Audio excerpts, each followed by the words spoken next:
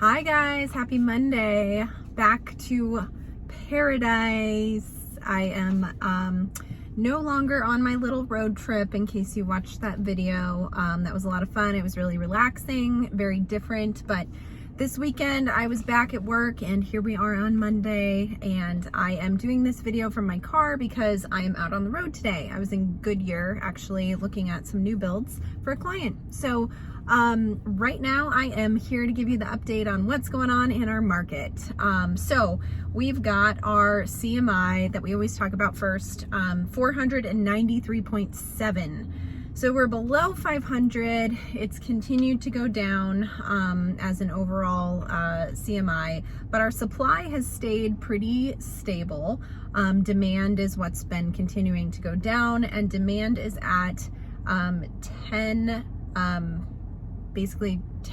points above normal. It's at 110. So supply remains low. We're about 78% below normal on supply, or sitting at 22.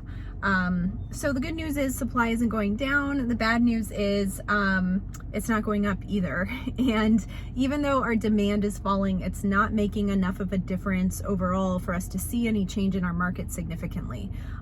Like I said last week, we're still getting multiple offers on houses. Everyone is still being as extremely competitive as they can, going above list price, waiving appraisal contingencies, all of that fun stuff. None of that is changing just because our CMI has gone down slightly.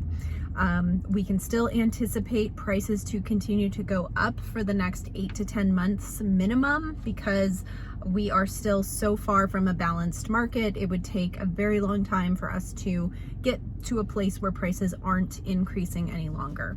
So still the same story there. One thing that I thought was interesting that I wanted to share, if you've heard anything about the prices of homes going up for new construction because of home supplies such as lumber. That is in fact true. That's happening to everyone. If you're building a custom home, it's much more expensive than it has been in the past. And then even these builders who are building new build communities, their prices are going up too.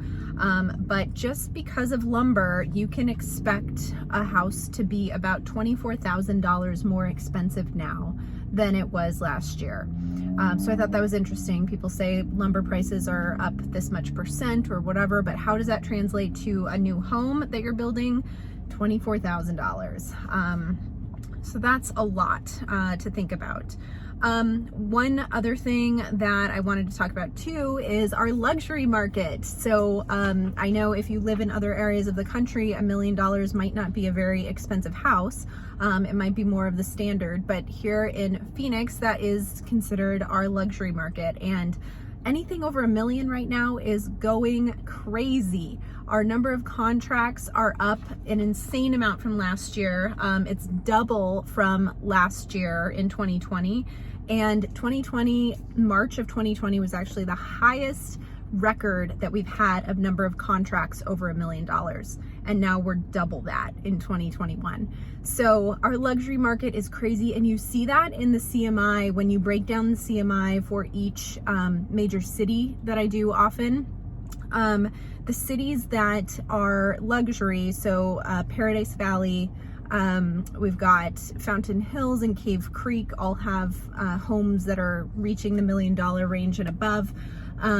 Those cities are all in a seller's market and continuing to go further in that direction. So their CMIs are going higher and higher each week, while most other cities, they're softening a little bit. So luxury is going crazy. So if you think that you're going to get out of the weeds by trying to offer on a higher priced house, or maybe you think that it's a better option to start looking in the $1 million range because there's fewer buyers or competition, you are wrong. It is just as competitive, if not more. And the price that people are going over asking in that range is even crazier. In the lower price ranges, people are going 20 grand, 30 grand, 50 grand over ask.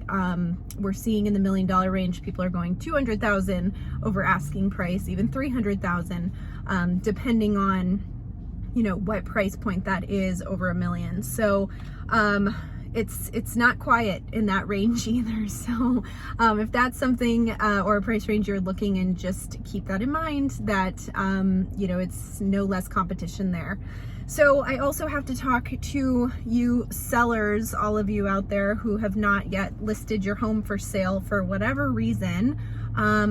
I'm telling you, as I always tell you, it is a really good time to sell because we need the inventory, but also because it's going to be a great time to sell your house to get an amazing price. Our list price compared to sale price percentage is at 100%. It's 100.5%. And that's the highest it's ever been. In, I think, January, it was 98%, February, March, 99%, and now we're at 100.5%. And this is the listing price to sales price. So basically, if you list your house for sale at a certain number, there is a good chance that you're going to get 100% or over 100% of that number. That's where we're sitting on the average. And I think I may have mentioned that last week, but it's continued to increase. So very good chances of you getting everything that you want for your house. In addition to having it sell quickly and being able to lease it back, a lot of sellers are doing this. They want to sell their house, but they're like, where the heck am I going to go? And I'm going to have to go find a house. Well, the great thing is, as a seller, you have all of the leverage, so you can ask that the buyer lets you lease back your house for 45 or 60 days after we close. So you can actually sell your house, have the cash in your bank, go out and find a new house to buy non-contingent, and still continue to live in your house for a rent payment, or sometimes free, because buyers are offering that type of thing so that their offer can be picked for, you know, up to 60 days or sometimes more. So it's kind of the perfect solution if you're able to do that or interested in doing that. So don't give up if you're a seller and you're thinking it'd be great to sell, but where am I going to go? There are some creative ways we can make sure that you sell and get everything that you want for the house, but then also not be homeless. So if you have any questions on that, you can always reach out to me. Same with all of this other information. Any questions, anytime, let me know.